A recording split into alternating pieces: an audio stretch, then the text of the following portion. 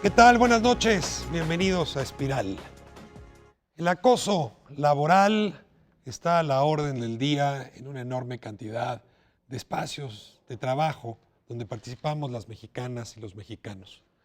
Pensamos siempre en acoso sexual, que es desde luego grave, pero hay muchas otras formas de acoso. Formas de autoritarismo, donde la jerarquía en los puestos dan licencia para el maltrato sistemático. Y sobre todo, para que la persona cuando quiera defenderse, de inmediato sea tratada un poco de loca, sea acusado de histérico, sea acusado de estar falseando los hechos, de estar inventando una realidad. ¿Cómo enfrentar el acoso, el hostigamiento laboral? ¿Qué defensas legales tenemos para combatirle? ¿Hay posibilidades de romper ese ámbito autoritario en el cual uno se desarrolla laboralmente? ¿Puede uno salirse de esa trampa? Esas son algunas de las preguntas que abordaremos esta noche con nuestro tema acoso y hostigamiento laboral. Comenzamos.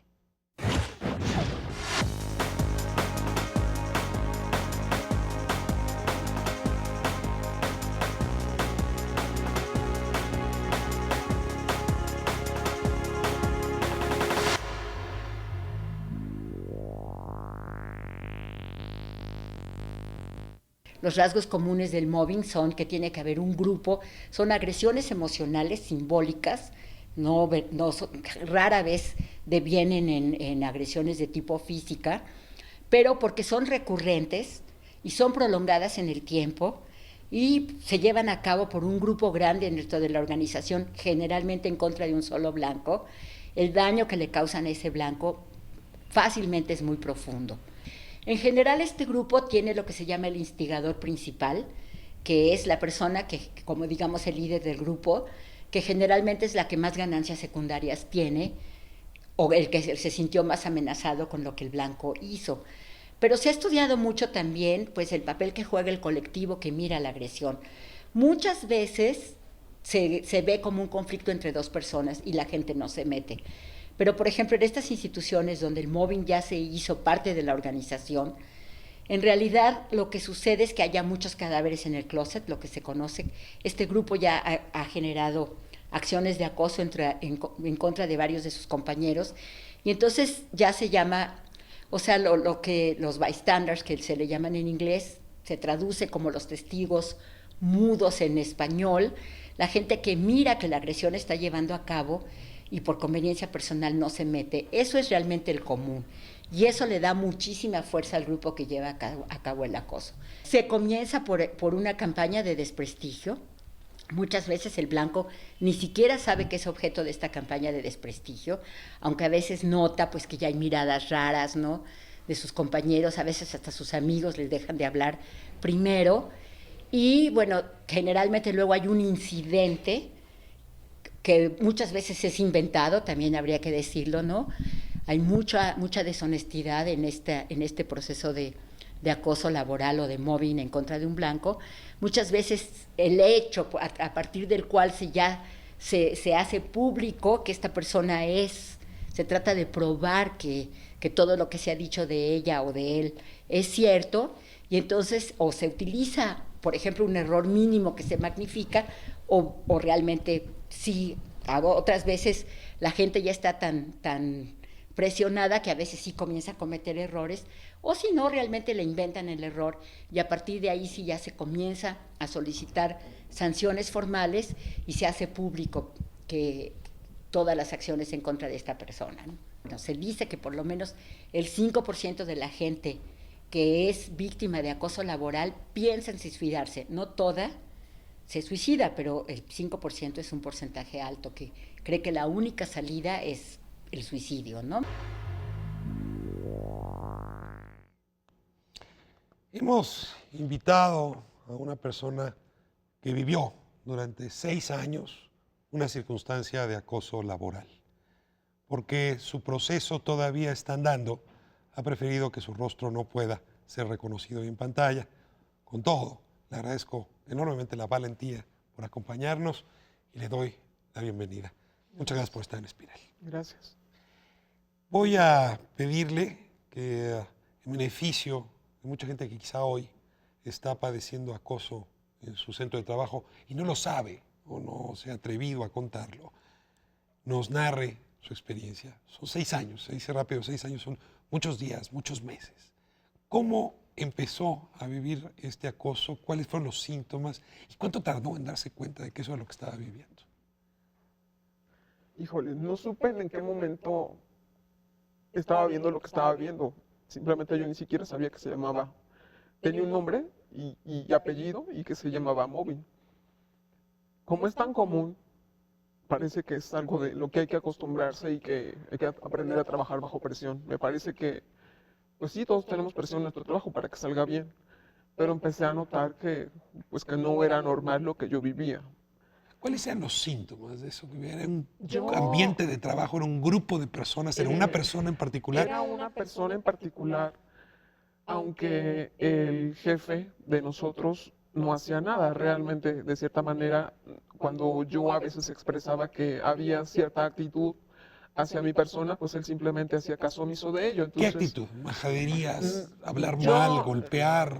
esto sucedió en una institución educativa. Yo soy docente. Entonces, yo no soy la titular de ese grupo. Entonces, yo ejerzo la parte, entre comillas, de ser ayudante, aunque no tenga esa categoría. Cuando llegué allí se tenía esa categoría, pero no iba a ser su ayudante, yo iba a ser docente y simplemente no tenía la titularidad para anotar una calificación. De un superior jerárquico, varón. No, ella era Mujer. mujer y el jefe es varón. Entonces, cuando yo llegué allí, bueno, pues yo llegaba con todas las ganas de querer hacer algo distinto, porque también coopero en otro grupo con otro doctor, allí es hombre, pero la relación es totalmente diferente, es una relación de cordialidad, de respeto, de crecer, de que los alumnos tengan el beneficio de seguir aprendiendo que sean mejores. Entonces, yo nunca esperé, como peor que en las telenovelas, que esto me fuera a pasar a mí. ¿Cómo se dan los síntomas? Yo llegué allí y quería pues participar. Yo no viví una violencia en la que se me gritara o que se me diera más trabajo. Lo mío fue totalmente lo contrario. Para mí fue darme cuenta de que yo quería participar y a mí se me anulaba. Yo cuando llegué allí digo, oye, permíteme participar, ¿cómo podemos hacer? No Quiero sé dar qué. esta clase, Esta quiero clase. enseñar con él en No, esto. vamos a hacer las cosas como yo diga. Oye, pero quizá alguna vez pueda yo. No, no. Y aparte, ¿Y al resto de los ayudantes auxiliares? no, yo nada más era la La única. única. ¿Y cuál era el argumento? Que ella hacía las cosas así porque así lo había manejado toda la vida y de hecho la clase no la daba ella, la daban los alumnos el 100%. Entonces, qué bueno que yo a lo mejor podía estar allí presenciando las participaciones de los alumnos, pero no más. Y que, Casi pues, como mueble. sí, peor que un mueble. Entonces, normalmente a veces me daba trabajitos de segunda, ¿no? Revisar cositas. O cuando tenía que presentar un trabajo y que a lo mejor no tenía como la certeza de cómo hacerlo, ocupaba mi persona para verificar y entonces no asumir toda la responsabilidad completa. En ciertos momentos ella también no nada más no me daba el crédito, algunas veces como que me daba el crédito por hacerme un favor y a veces se robaba mis trabajos. Entonces, Investigaciones suyas las toman con propio. no investigaciones, trabajos de asesorías de los alumnos y nunca me entregaba nada. Y yo digo, oye, ¿qué pasó con el trabajo? No sé qué. No, pues luego te lo entrego. Entonces su táctica era mucho de darme largas. Oye, ¿podemos hablar temas? Sí, ahorita. Así empezó. Entonces, Estaba muy ocupada, estaba era muy ocupada importante. y podían pasar 2 o 3 meses y no tocábamos tema. ¿Y se veían cuántas veces a la Nos semana? veíamos 2 veces a la semana, pero esto sucedió el 100% de las veces. Entonces, pues yo no quería tener un confrontamiento de soy ayudante, bueno, Pero pensó no. simplemente ir a buscar otro espacio, alejarse Sí, de yo ahí. quería estar en otro sitio, pero en ningún momento se me ayudó o se promovió. Simplemente como que date de santos que tienes un lugar para trabajar y que tienes horas, cuántas personas quisieran estar en tu lugar. No te quejes, Aguántate, aguántate. que eres una privilegiada, maltratada, pero Maltratada, pero privilegiada. privilegiada. Entonces llegó al límite de que definitivamente no figuraba y siempre hacía como el énfasis de yo soy la que mando, o sea, yo soy la titular, usted es mi ayudante. ¿Con qué argumentos? ¿Es usted más joven? ¿No está usted preparada? ¿No, No. es usted como yo? ¿La miro para abajo? No, de hecho yo creo que fue muy difícil porque justamente platicábamos hace rato afuera de que creo que lo peor que me llegó a pasar y que empezó a sentirme yo, en lugar de sentirlo como una bendición, yo soy bastante capaz, bastante inteligente. Entonces yo creo que ella empezó a ver una amenaza en mí, o sea, yo no entiendo de dónde salió eso. Ya después entendí que ella me tuvo su historia de vida y que también fue bulleada, pero yo no soy Y ella también fue bulleada. Sí, después me enteré por algunas otras circunstancias, pero yo no Es soy decir, ella así aprendió a formar a sus asistentes, porque así la formaron a ella. No, eso sucedió como estudiante. No sé si se le haya generado de otros momentos. Alguna vez me llegó a decir el jefe de enseñanza, bueno, si quieres le hacemos lo mismo que le hacían a ella, y porque ella venía llorando y quejándose de que fulanito le hizo. Le digo, no, es que no tiene nada que ver una cosa con la otra. ¿Cuándo dijo esto no es normal? Esto ya Cuando pasaron 6 años y yo era un mueble. seguía Y así. yo me sentía muy mal. Yo sentía una esperanza horrible porque yo pedía transferencias que me ayudaran, que por favor me permitiera dar clase como si fuera un favor. O sea, el problema está que me hizo sentir como si yo no valiera.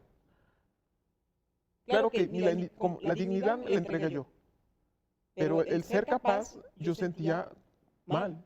De hecho, el jefe, ella era intocable por cualquier persona. Es más, tenía su lugar y todo el mundo lo respetaba.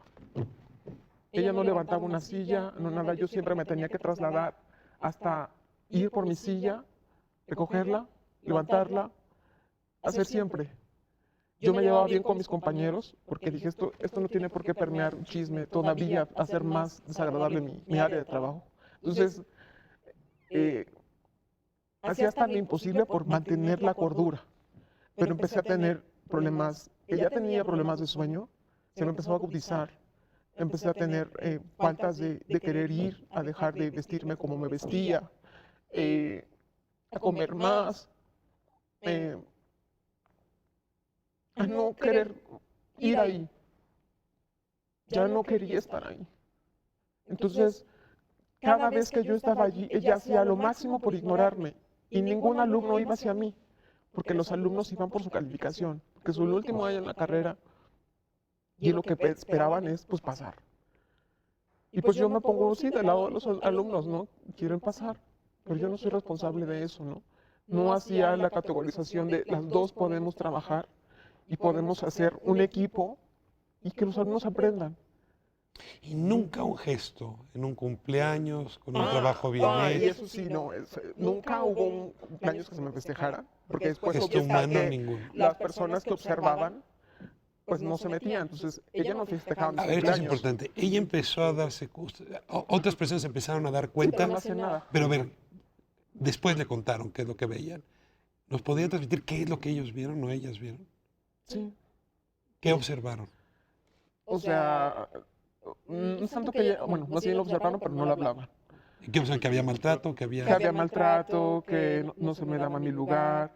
Ellos algunas veces llegaban doctores nuevos y nos explicaban por qué los alumnos no me llamaban, por qué yo no daba clase, por qué yo siempre tenía que ir por mi silla, por qué a mí no.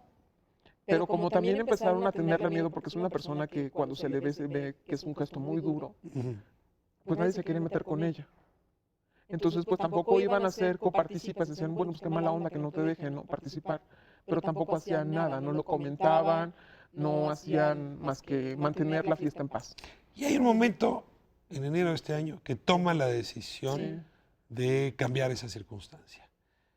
No le conceden el cambio de lugar y No, básicamente tuve un asunto donde fue más que un cambio forzado, porque ya al último estaba yo muy enojada porque después me enteré que era el móvil, o sea, yo tenía una desesperanza horrible, yo fui a dar al psicólogo, fui a dar al neurólogo, no terminaba desde, yo voy a fisioterapia, cada vez los músculos estaban más contraídos y la desesperanza de no saber cómo para qué figuraba, o sea, de verdad yo ya veía como un estigma hacer lo que estaba haciendo y ser buena, porque dije, me voy a volver a pasar en cualquier otro lugar porque creo que a la gente no le gusta la capacidad de la gente. Fue cuando me empecé a dar cuenta que fue esta por persona eso. se volvió un gran otro, digamos. Sí, o sea, donde- no, el lugar, probablemente eso es lo que se fomenta, ¿no? En las aulas, que seamos mejores, que Entonces, promovamos. oye del moving y dice, esto es lo que a mí me está Sí, pasando. y fue por una plática coloquial con una amiga que es abogada. No estaba tratando ningún problema abogadil, simplemente un día ya no aguantaba más, me daba pena contarlo, porque Normalmente siempre estoy alegre. Trato de mantener mi día a día bien, pero en las noches, cuando estaba sola, era un infierno. Ujú. O estar simplemente allí era un infierno y tratar de mantener la cordura era un infierno. Entonces, platiqué con ella y me dijo, oye, yo acabo de conocer a un doctor que tiene un libro que escribió sobre mobbing. Y yo, ¿qué es eso? Pues es que todo lo que me estás diciendo es a lo que él se dedica a investigar. Y hay gente que se llega a matar por eso. Afortunadamente yo no tenía un trastorno tan depresivo porque sí empecé a darme cuenta que eso no era normal y empecé a ir a psicología y empecé a tener más elementos como para cuando me enteré, darme cuenta que esto iba más allá nada más de un simple acoso, un simplemente que me estuvieran bloqueando o que me estuvieran anulando, sino que hay gente que sí se mata. Entonces, todos mis trastornos de salud se incrementaron por esa situación. Entonces, que yo veía que no tenía ninguna capacidad de remordimiento, ya pasaba que no pasara nada. No pasaba nada. Entonces decidí ¿Nunca la confrontó directamente? sí, yo la confronté alguna vez, no con grosería, solamente tuve una discusión con ella, pero ella es una persona que me parece que no tiene capacidad de remordimiento. Yo creo que ella sí tiene un problema, Muy duro, emocional. sí, sí, más allá de lo... Y no sintió nada. No, Era un muro de no, piedra. ella no, es más, pide tus horas. Si tú pide tus horas, yo no quiero un ayudante, yo nunca la pedí. Y le pusieron. Sí, no, le digo, es que tú la aceptaste, nadie te impuso a ti nada. Es más, yo misma le pedí, ayúdame a transferirme, nunca moví un dedo. El jefe de enseñanza nunca movió un dedo. Entonces, no me dejaba ni crecer, pero al mismo tiempo no me Y apoyaba. decide recorrer la vía legal.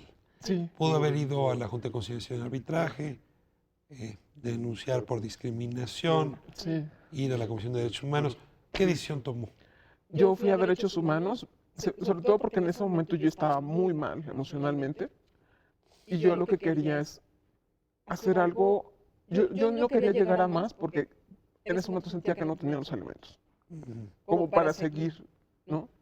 Entonces acudí, pedí asesoría con abogados laborales y me dieron una carta de posibilidades y yo elegí derechos humanos, ¿no? Y me dijeron es bueno, probablemente, bueno, se empiezan a enterar, a lo mejor es un poco complejo porque mucha gente no conoce el móvil, pero después me empecé a enterar que es un problema de salud pública, o sea, es algo severo, no es cualquier cosa, que en diferentes países, sobre todo en Europa, se están haciendo movilizaciones para que la gente empiece a identificar que esto no es un chisme, Sí, claro. no es una cosa de lavadero, no es una cosa de que me enseñé la lengua y no, esto es una preparación de como qué le voy a hacer mañana a esta persona para que esté peor. Y realmente yo, como le dije al inicio, yo amo la institución para la que trabajo y lo que hago. Entonces eso me mantuvo ahí porque después me empecé a dar cuenta que lo que querían es que yo me fuera de ahí, que yo soltara la toalla y me largo de aquí. Entonces yo no, o sea, lo que me mantuvo allí fue eso. Entonces cada vez ella hacía algo diferente todos los días para que yo me sintiera peor. Llevó ese argumento a la Sí. Comisión de Derechos Humanos. ¿Y cuál es la reacción de la Comisión de Derechos Humanos? ¿Lo tomó en serio? No, sí, Gracias a Dios sí fue un fallo favorable para mí, porque también tengo pruebas. Hay una recomendación ya de la Ya, comisión de hecho. a las autoridades de la Sí. universidad donde está. Sí, entonces... ¿Y qué dice ese fallo? No lo he visto, actualmente nada más sé que pasó directamente a la institución donde yo trabajo. ¿Y se recomienda un trato Me distinto? dijo mi abogada que voy a tener algo como un careo, algo Con ella. similar, por eso es que ahorita mi testimonio es anónimo. Entonces yo espero que esto termine pronto. ¿Y cómo se siente uno después de recibir que alguien dé la razón, una institución del tamaño de la Comisión Nacional de Derechos No, Humanos pues yo sentí un le dé la alivio. razón? Sentí un alivio porque de hecho no me garantizaban nada. Me dijeron, creo que hasta es más fácil hacer algo por una vía diferente. Pero dicen, mis abogados son muy éticos. Yo creo que me encontré con la gente perfecta. Y hubo testimonios, Sí, gente que fue a testificar a no, favor no, suyo. no. Yo tengo pruebas. Tanto la evidencia clínica de mi salud como a mí me recomendaron que empezara a tener pruebas y empecé a acumular pruebas de todo tipo, ¿Pero audios, por qué? ¿Qué prueba? audios. ¿A sobre grabarla a todo. ella? Sí. Y al Eso. jefe, en su trato de Sí, sí, desprecio y de sí. hostigamiento. Sí, sí, sí. O sea, Entonces, esa es una recomendación, ir grabando. tener las pruebas más que se puedan. Sí. Entonces, ¿Y frases como de qué tipo? pues entre una de ellas que nunca me dio mi lugar, o sea, ella misma lo reconoció. Entonces, y eso para mí, cuando lo dijo, porque yo no esperaba, no fue una planeación grabada como tal, o sea, fue un día que llevaba la grabadora y empecé a conversar con ella y no sabía si hacerlo o no hacerlo, si hacerlo o no hacerlo, porque no sabía qué iba a decir, no sabía si me iba a decir como siempre, y decir, bueno, platicamos y pasaban 2 semanas y no hacer nada. Y empezó a hablar, empezó a hablar, empezó a hablar y yo la dejé que hablara y habló. Pues, como le decía al principio, sí es de felicitar la valentía, porque en efecto, este tipo de hostigamiento, llamado mobbing, no es todavía un tema del que estemos conscientes en un país como México. Y creo que la posibilidad de que la valentía individual se vuelva un testimonio público hace que pronto tengamos una valentía colectiva para enfrentarlo. No sabe cómo le agradezco esta Gracias, oportunidad. gracias.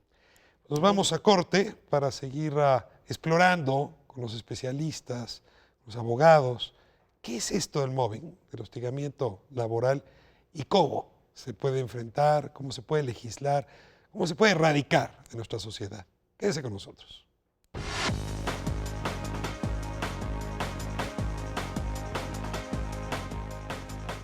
Me sentí muy descorazonada, me sentí muy decepcionada y la otra fue que también me sentí pues como sola, o sea, porque no hay quien te defienda, no hay quien te dé nada y de repente, porque ni los mismos compañeros te apoyan, ¿no? Unos porque están muy del lado de él, otros porque no creen en que haya una posibilidad y la otra es de que definitivamente es como estar en medio del mar, así a expensas de lo que pueda pasar, o sea, nadie te puede tirar la soga y salvarte, ¿no? Es así como me sentía.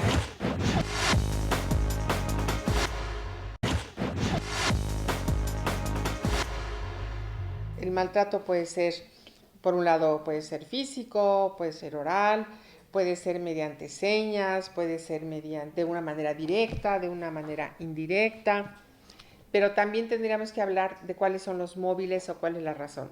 Uno puede ser solamente el que yo quiero ese lugar, esa plaza, para mi amigo, mi cuñada, el primo del tío del abuelito, qué sé yo, necesito ese lugar. Dos, pues esa persona simplemente me cae mal. A lo mejor es una persona homosexual y me caen mal los homosexuales, entonces quiero despedirlo, quiero quitar ese lugar. Y entonces buscan una serie de formas que van llevando a la persona contra la pared en realidad hasta que lo cansan, lo hostigan, lo aburren y la persona tiene que irse porque ya no puede más. Es una guerra psicológica. En la reforma laboral debe de haber una modificación para que se establezca esto como un elemento o un factor de separación del trabajo en la que se considere como un despido injustificado. Es decir, a mí, mi jefe me molesta constantemente, yo debo de entender que me está molestando y entonces no puedo tolerar esto y me veo obligada a renunciar. Entonces, si yo me veo obligada a renunciar, no era porque yo no hubiera querido el trabajo, sino porque las condiciones no me permiten trabajar como debiera. Por lo tanto, debe equipararse a un despido injustificado. Y yo debo de exigir el pago de una indemnización. Mientras no tengamos la norma sustantiva con el proceso, ¿cómo voy a presentar una demanda y cómo voy a presentar las pruebas? Si no me dan antes la presunción, si no me permiten enseñar los elementos que me favorecen para creer que esa situación fue cierta, entonces no sirve de nada tener esto. Vamos, es un adorno muy bonito, pero no está siendo efectivo. México no solamente se anula a la persona por la vía del acoso, del hostigamiento, se está anulando el acoso y el hostigamiento, negando, borrando. Necesitamos tomar conciencia de la gravedad de este problema y hemos invitado a expertos, a abogados, a activistas que están metidos justamente en la transformación del espacio laboral y de nuestra sociedad a este respecto. Como esta edición especial, les voy a pedir que sean ustedes mismos quienes se presenten. María Dolores, comenzamos con usted. Gracias por invitarme a este programa. Soy Dolores Muñoz Cano Skidmore, profesora de carrera de la Facultad de Ciencias Políticas y Sociales en la Universidad Nacional Autónoma de México y tengo más de 20 años de estudiar temas relacionados con mujeres. Soy feminista, trabajo con temas relacionados con la infancia también desde hace muchos años.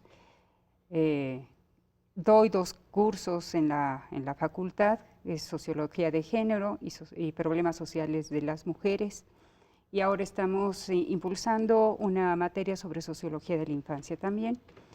Y bueno, he participado como problemas de las mujeres y de género, hombres y mujeres también, en diversos temas. Soy especialista en violencia hacia las mujeres, a los niños, en fin, violencia intrafamiliar. Y he participado en diversos foros ¿Está usted en la campaña contra el internacionales. hostigamiento y el acoso?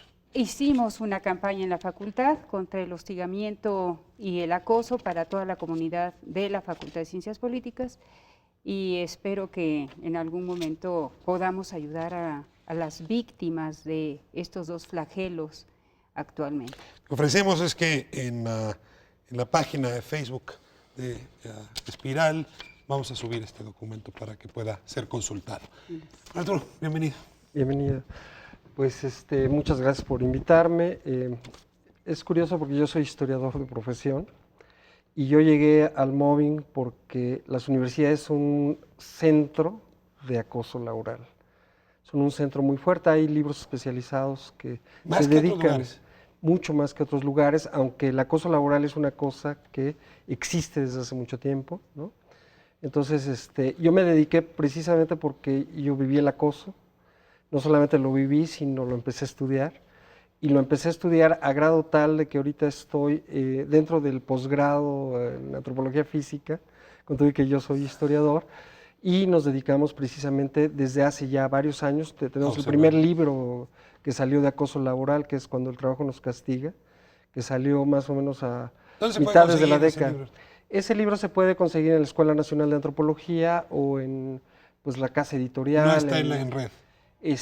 Sí, uno teclea puede encontrar el... Cuando el trabajo nos castiga. Y también tenemos un libro que se llama Testimonios de Mobbing, que es un libro que está lleno de casos de mobbing. Muy bien. Don Carlos, bienvenido. Muy bien, mucho gusto, muchas gracias por la invitación. Mi nombre es Carlos Rodríguez, yo soy presidente de la Asociación Mexicana contra el Mobbing, soy director general de la empresa One Tribe Coaching. Y bueno, en realidad yo me hice en el camino, ¿no? Yo trabajé 35 años en el sector financiero y de servicios y entré prácticamente desde un puesto menos que cajero. Yo pensé que el puesto menos era cajero, había uno reservado para mí antes. Y trabajé 35 años, ¿no? Sabiendo cómo, compitiendo por lugares, por espacios, poniéndonos el pie, sabiendo meter el pie, ¿no?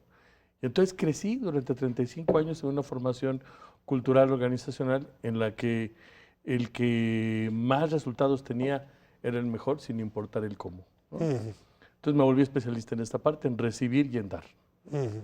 Me fui interesando por la parte desde hace más de 15 años, por la parte humana, y me encontré el mobbing hace unos 5 años aproximadamente y sentí que tenía la obligación de hacer algo para cambiar esa vida, ¿no? Que el trabajo no era un lugar donde... que el lugar no era un campo de batalla, claro, ¿no? Que era un lugar donde tú tendrías que ser feliz porque además estudiaste para desarrollarte y hacer. Y entonces formé la Asociación Mexicana contra el Mobbing y con el propósito claro de fomentar en las organizaciones un cambio de cultura, una conciencia en la cultura organizacional, en los líderes, en los trabajadores, en los colaboradores y bueno, eso es lo que hago. Javiera, bienvenida, me da mucho gusto tenerla aquí. Muchas gracias, buenas tardes. Bueno, yo soy Javiera Medina Reza, soy abogada, especialista en materia laboral y soy socia del despacho Littler de la Vega y Conde. Somos un despacho especialista en materia laboral que se encarga de asesorar a empresas en el cumplimiento de obligaciones laborales y en materia de seguridad social. Y últimamente lo que les quería comentar, estamos enfocados mucho en la prevención.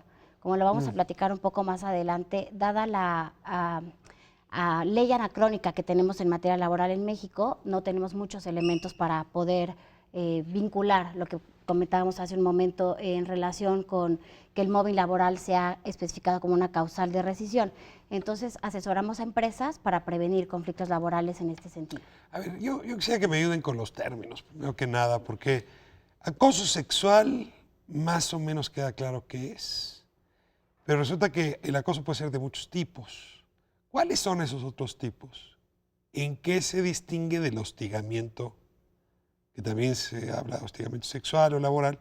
Y si esto es sinónimo de mobbing o de dónde viene la palabra mobbing. Entonces, ayúdenme a ponernos de acuerdo con las palabras, que siempre ayudan mucho para luego seguir la conversación.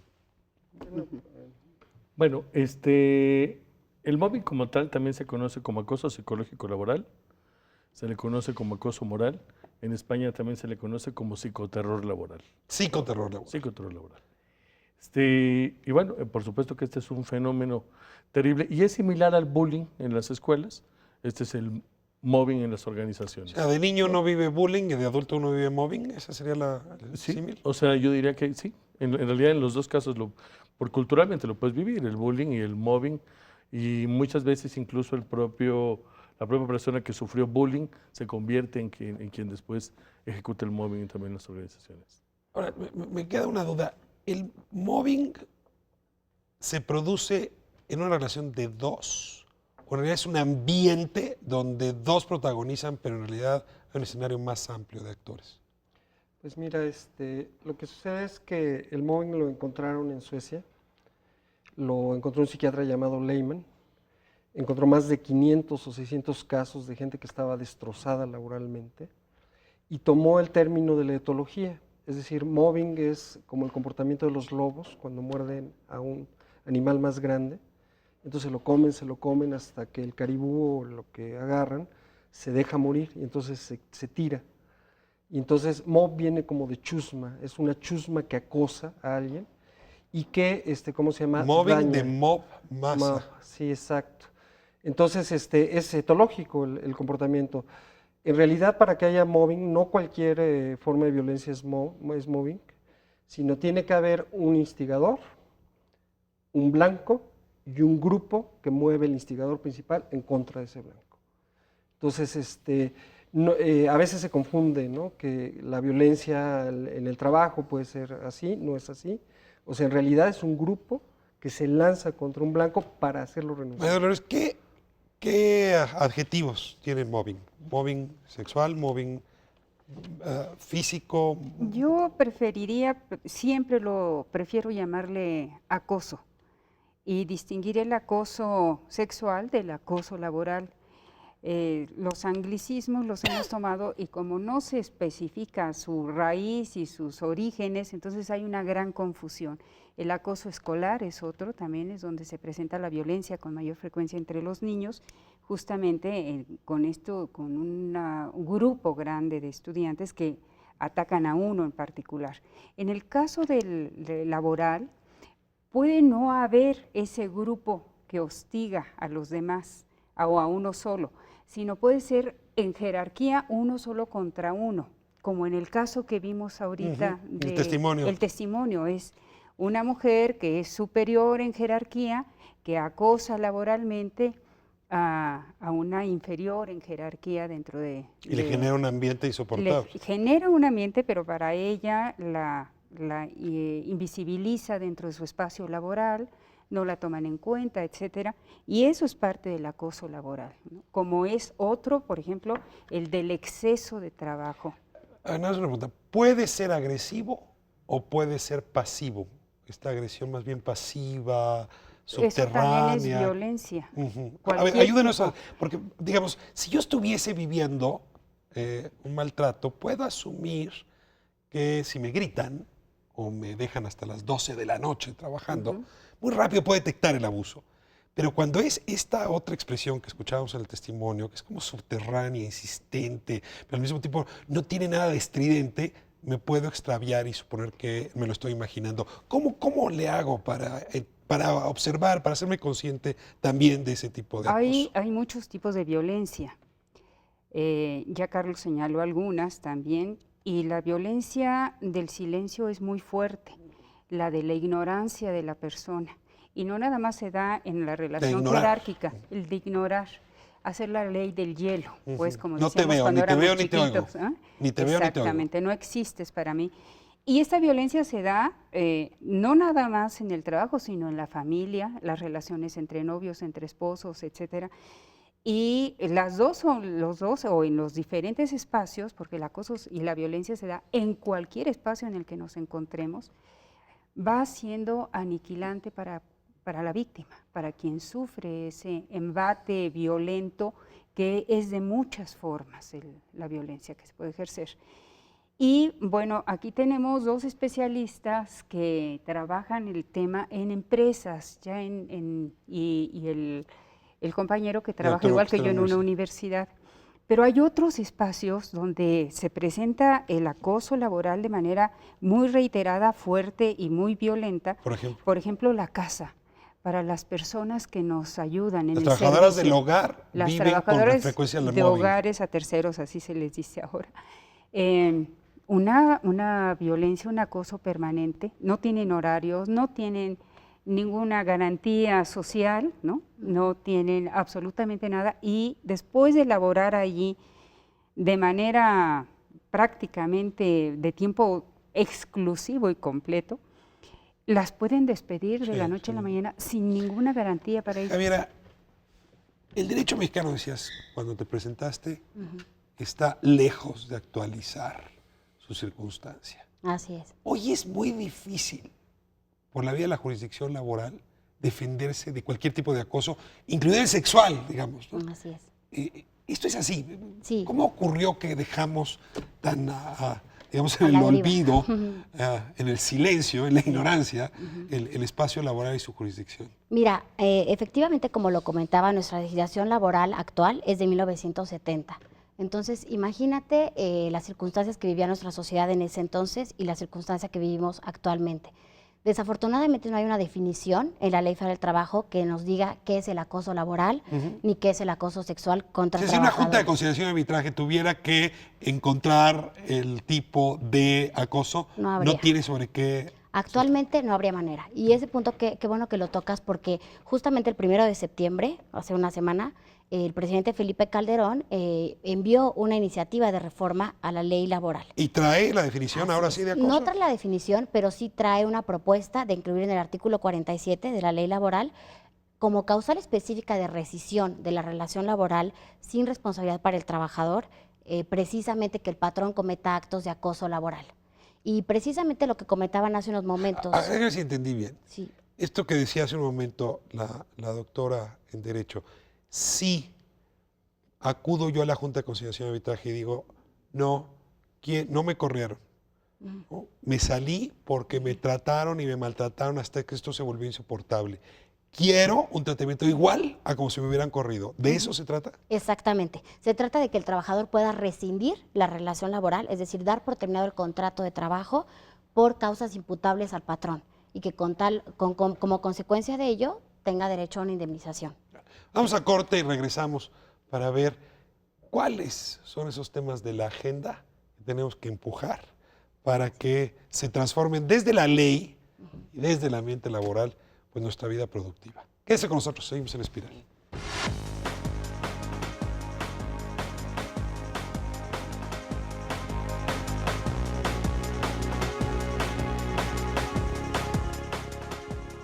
No tenía ningún elemento para defenderme. O sea, yo no tenía un contrato, no tenía recibos, no tenía nada que me pudieran parar ante estas personas. O sea, él obviamente nunca me dio nada. No me daba un recibo de nómina y nunca me dio el supuesto contrato que yo firmé, que porque había que recabar firmas y nunca me lo dieron, ¿no? Luego te damos la copia, pero no había nada con lo que, más que probablemente algunos de mis compañeros, pero muchos, varios de ellos pues estaban en favor de él y siguen trabajando con él, ¿no?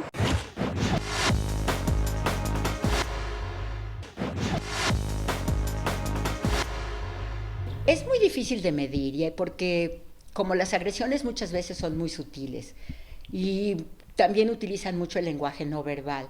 Entonces son desaires, son desplantes, son miradas reprobatorias, es interrumpirlo, es siempre estar en contra de una persona, pero sí es difícil. Se recomienda mucho que lleven una bitácora, que en esa bitácora, pues, aunque sean pequeñas, las agresiones las consigne todas, de parte de quién, cuándo, y pues el conjunto entonces de las agresiones sufridas de manera recurrente por un tiempo prolongado es lo que hace un caso de mobbing. Cualquier persona que es sujeta de este tipo de agresión emocional, porque lo es, debe de justamente analizar con mucho cuidado cómo se comporta su contexto, quiénes son los que son simpatéticos al grupo que lleva a cabo la agresión, quiénes son los que están en contra, con qué posibles aliados cuenta, tanto con colegas como subordinados o autoridades. Es un análisis que hay que hacer porque reaccionar en falso muchas veces agrava el problema. También se requiere mucho que los sindicatos, las mismas oficinas de recursos humanos se sensibilicen hacia el problema, porque pues muchas veces igual lo ven como un conflicto entre dos personas, pues que lo resuelvan ellos, ¿no? Más información, poder identificarlo, porque muchas veces pasa invisible este tipo de agresiones. Poder identificarlas es un primer paso muy importante. Y eso en sí mismo, tan solo que la propia víctima o el propio blanco sepa lo que le está ocurriendo, porque muchas veces no lo sabe.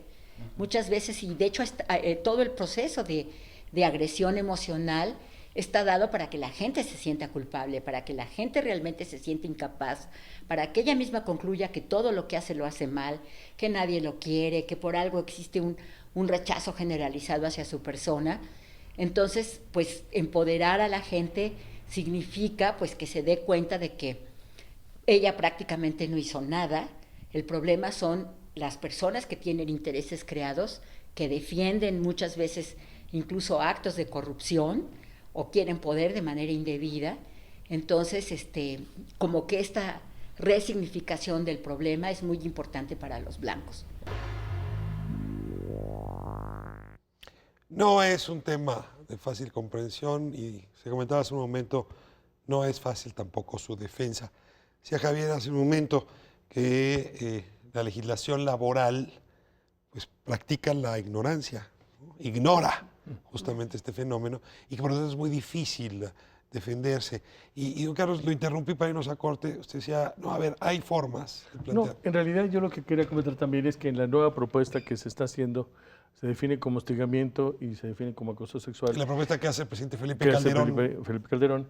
Pero sin embargo todavía le falta muchísimo para mencionar cuáles son las conductas observables de ese hostigamiento. Queda tan abierto que no podrías suponer incluso qué significa necesariamente. Y además hay diferencias sustanciales entre lo que es mobbing, que es esta perversión de destruir a la persona para que se vaya de la organización, a un maltrato laboral o violencia laboral, ¿no?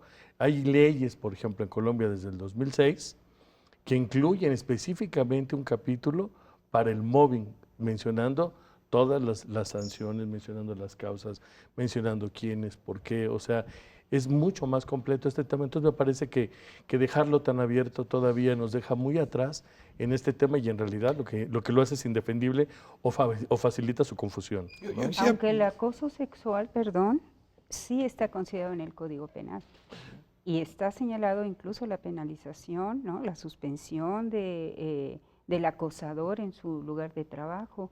Sí. Sí está considerado el acoso Yo creo que sí, sexual, en efecto sí debería está. de incluirse en la Ley Federal del Trabajo una definición específica, como bien lo mencionas, qué conductas son consideradas como acoso laboral, porque si lo dejamos muy abierto, creo que sí sería muy difícil para los trabajadores que puedan acreditarlo. Como lo mencionábamos, es una conducta sutil y psicológica, o sea, es una afectación o perturbación psicológica, lo cual vuelve muy difícil que las personas puedan acreditarlo y puedan probarlo en un juicio. Prácticamente es imposible. A mí me parece necesario que exploramos aquí qué acciones, qué políticas, qué soluciones habría de emprenderse. Desde el lado de la prevención, el lado de la legislación, el lado de la concientización, y aprovecho para decir, incluso para aquel que lo está practicando violentamente, porque a lo mejor Hay quien esté actuando así hoy en su lugar de trabajo y ni siquiera se da cuenta Claro. que él es autor activo de mobbing. ¿Qué soluciones? ¿Por dónde le entramos? Bueno, al sí se tema? da cuenta. O sea, es un acto consciente porque es una agresión. ¿Sí es consciente? Sí es consciente, totalmente. O sea, quien agrede sabe que lo está haciendo. Pero puede decir, me cae mal y por eso lo trato Pero, así. ¿cómo se llama? Tiene un problema. Prácticamente, se ha hecho perfiles sobre esto, es un sociópata. O sea, es un tipo que, ¿cómo se llama? No tiene remordimiento sobre lo que hace. Un individuo, porque puede Sí. ser mujer también. Puede ser individuo, bueno, o sea, un tipo, una tipa, ¿no? O sea, a mí lo que me llama la atención es lo siguiente, como si en países, por ejemplo, como Inglaterra, España, Suecia, Brasil, Brasil, con Lula da Silva, aprobó una legislación sobre mobbing. En México, el gran problema es, por un lado, que no se ha legislado, hay iniciativas de ley en la Cámara de varios partidos que han tratado de legislar el mobbing, por un lado.